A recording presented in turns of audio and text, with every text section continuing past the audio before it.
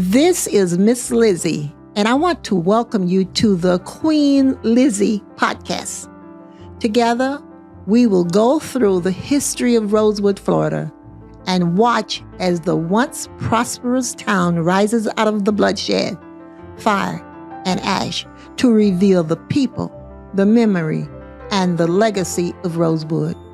Watch every Thursday on Facebook and YouTube, or listen to our story on Apple or Google Podcasts, Spotify, iHeartRadio, or wherever you find your favorite podcasts.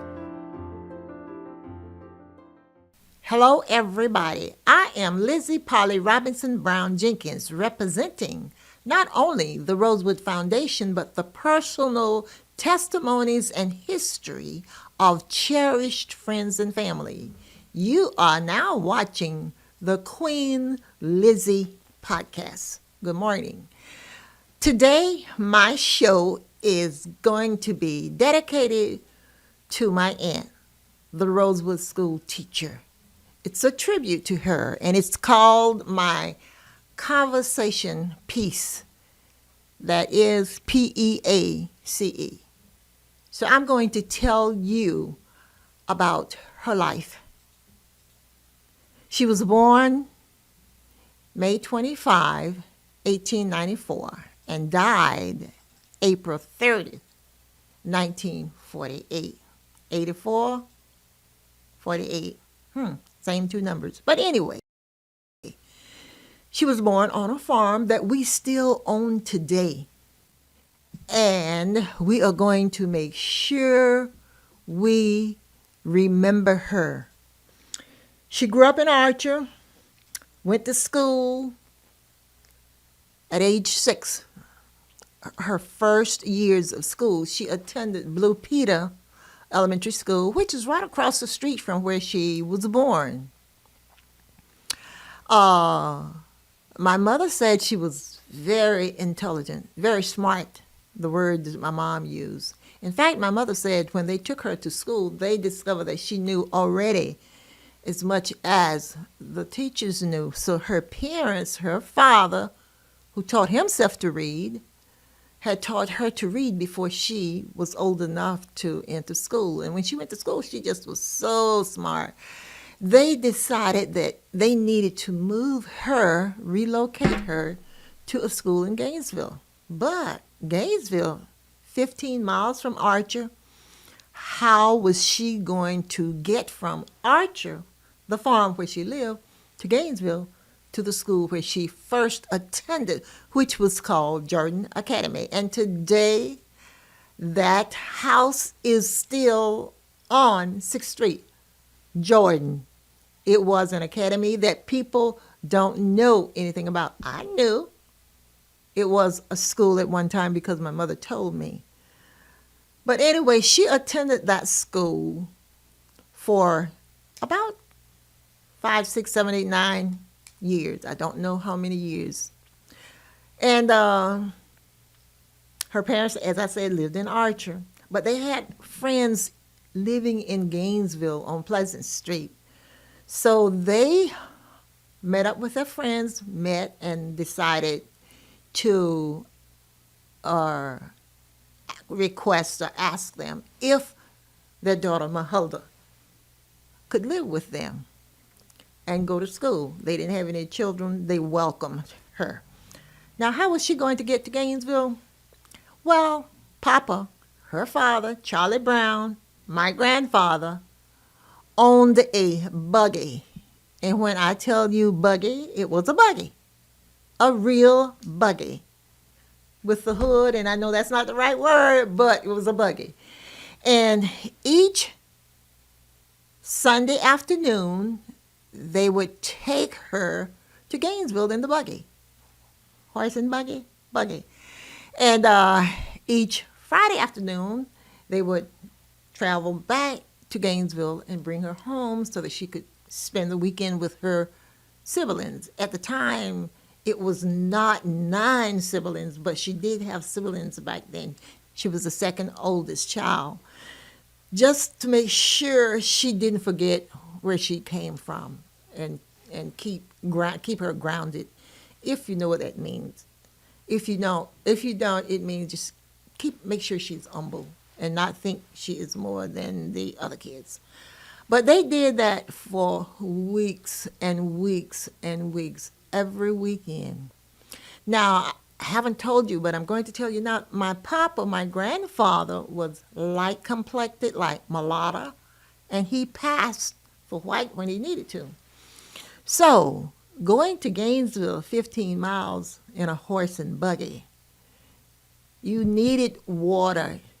Therefore, he bonded with the white men that lived close to the road. It wasn't any streets, to the road, and owned farms or had pumps. And they allowed him to stop and water the horse. And they did that for X number of years too. But anyway, the amazing thing about that, Mahulda, they called her Gussie, would sit on the front seat next to her father, and her grandmother, Lizzie, I'm named after her, would sit in the back. They wanted to know who was the lady in the back when he would stop and get water. He said, "Oh, that's my maid," because she was very dark, like me, my grandmother. But it worked. So about 1910-ish, she graduated. And by the way, I didn't tell you, she left Jordan Academy and transferred to Union Academy in Gainesville. That was the high school. That was the school. She transferred there, and she graduated from there. When she graduated from Jordan Academy, she went to school in St. Augustine, which was at the time Florida Memorial Industrial College. And I left out something. But anyway, she attended school there.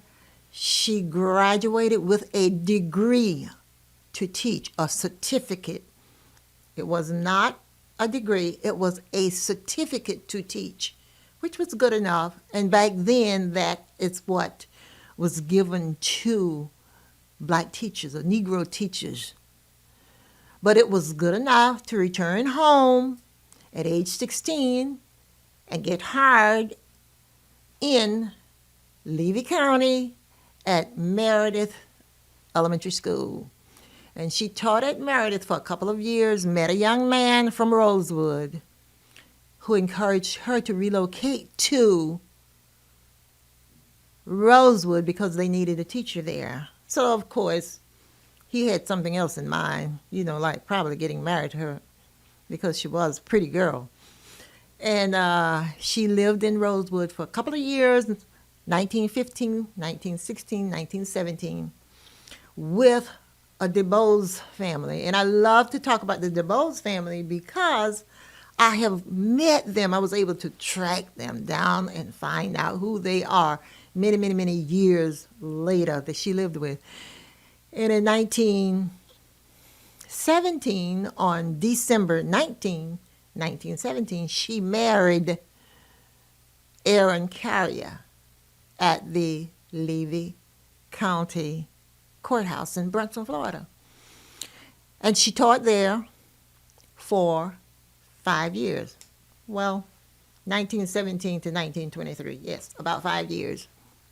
Well, not 5 years, it was 7 years total, because I need to count the 2 years she was not married. So she taught there 7 years until January 1, 1923, when a white lady who was not true to her vows, and she kind of like hung out, messed around. I can't think of a better word. I know you are thinking of a better word. But she messed around and had an affair, which caused a riot in Rosewood. And I'm going to pause right now, and we're going to go to a break.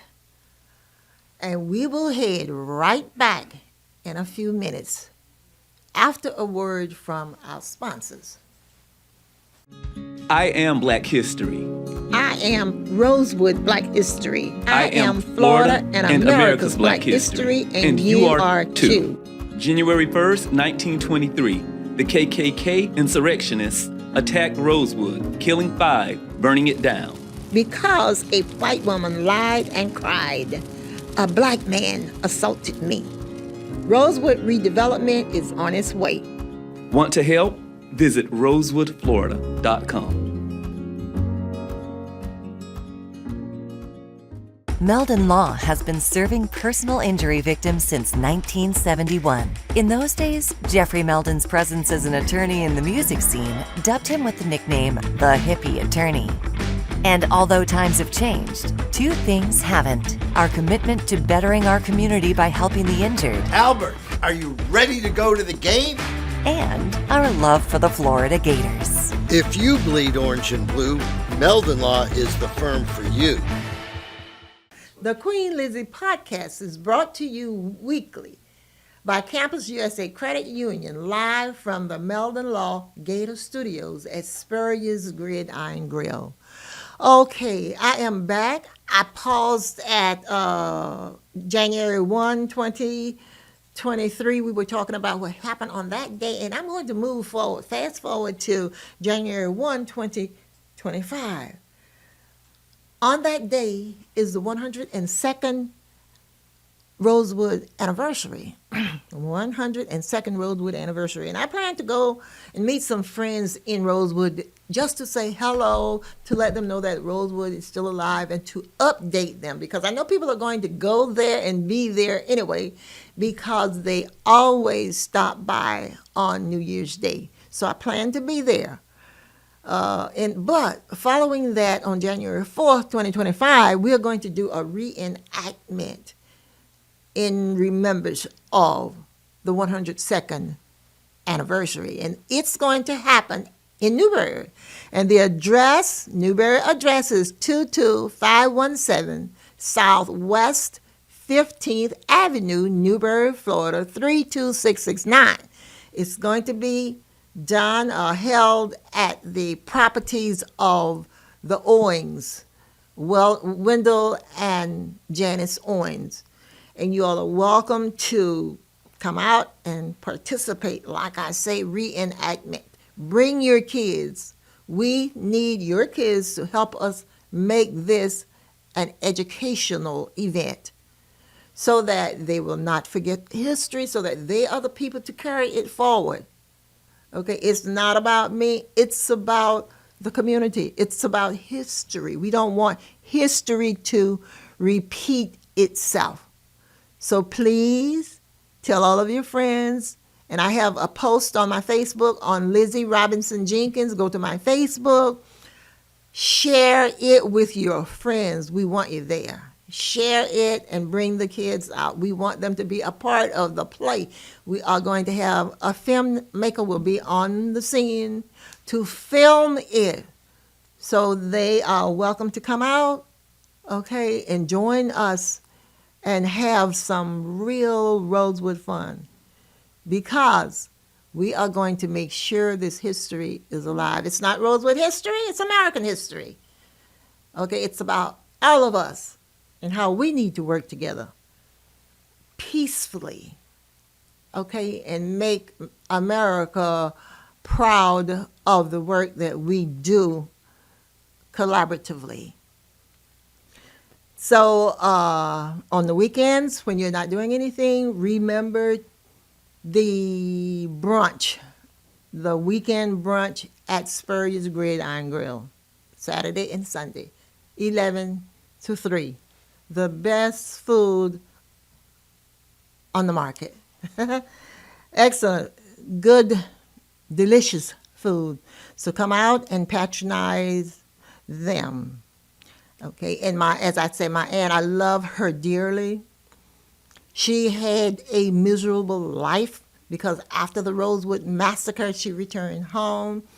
Her husband went to jail for safekeeping. People don't know this, but for 6 months he was in jail in Alachua County, and the sheriff there, Ramsey, protected him and told, the sheriff, the Levy County Sheriff, Bob Walker, said, Keep him safe. Don't let anybody touch him. He needs to be kept safe. Get a doctor. Make sure that doctor take care of him because they'd almost beat him to death. And they nursed him back to health. And when they returned home, when Aaron was able to come home, his wife didn't know he was alive and he didn't know she was alive. They embraced each other, fell in love all over again. And the sheriff said, you need to get the hell out of Archer. They left Archer, went to Jacksonville. They lived and worked with a doctor there, Dr. Calvin Rollins. And I needed to know who they were. So a few years later, I traced them. I tracked them down through the Jacksonville or the Duval County operators, found them, went to visit the children. And they remembered her so well because they thought I was Gus. I said, I'm Gus's niece. I'm not Gussie. But anyway, we made friends, and they told her story. And what I'm telling you is in brief, but I am going to write, I am writing her story as we speak. And I'm proud of her. I'm proud of the work she did. I'm proud of the legacy she left. And I'm going to do all I can do to leave more for the community so that she will be remembered. She suffered the agony of defeat. She never did overcome the pain she bared. Must Jesus bear the cross alone and all the world go free? She bared Rosewood cross. Okay, and she was not a happy camper when she died. Believe taken strychnine. I have a copy of the letter that she wrote the doctor and asked for it. The doctor was Dr. Rollins that I just talked about, the one I told you I located. She worked when she went to Jacksonville for a doctor, his wife, and 4 children. They sent her to strychnine and said, take only 3 a day. Now, whether she OD, I don't know. But I am sharing the letter, and you can decide. Okay? So I'm going to end this with, please donate at rosewoodflorida.com. You can donate to help build the museum, or you can donate for the scholarship. But you are welcome to donate. rosewoodflorida.com. My story has been a little different today, but hopefully educational. Looking forward to seeing you next week. I am continuously humbled, honored, and blessed to meet people daily and invite them to join in peace building, healing, and reconciliation through learning about the history of Rosewood. That will wrap up today's episode. I am Queen Lizzie. Today, until next time, and I enjoyed making this show special for my Aunt Matilda Gussie Brown Carrier, the Rosewood School teacher. Goodbye.